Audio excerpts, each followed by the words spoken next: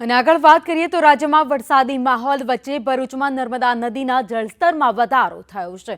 Golden bridge નજીક નદીની જળસપાટીમાં વધારો થયો છે।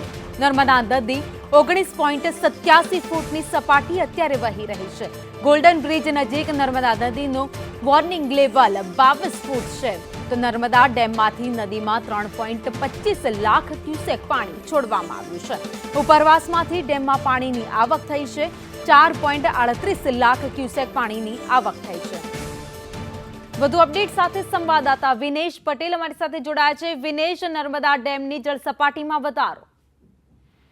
જી ભાવિની, ચોક્કસથી સરદાર સરોવર ડેમમાંથી 3.25 લાખ ક્યુસેક પાણી છોડાઈ રહ્યું છે, જેને કારણે ભરૂચ જે નર્મદા નદી છે તે ગોલ્ડન બ્રિજની સપાટી 19.87 ફૂટે પહોંચી છે। એટલે કે કહી શકાય કે જે વોર્નિંગ લેવલ છે 22 ફૂટ તેનાથી 2.13 મીટર નીચે વહી રહી છે।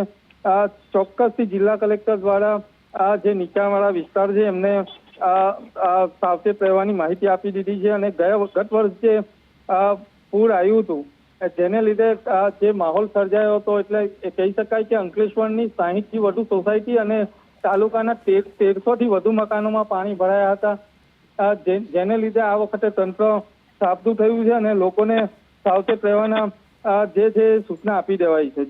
જી આભાર માહિતી માટે।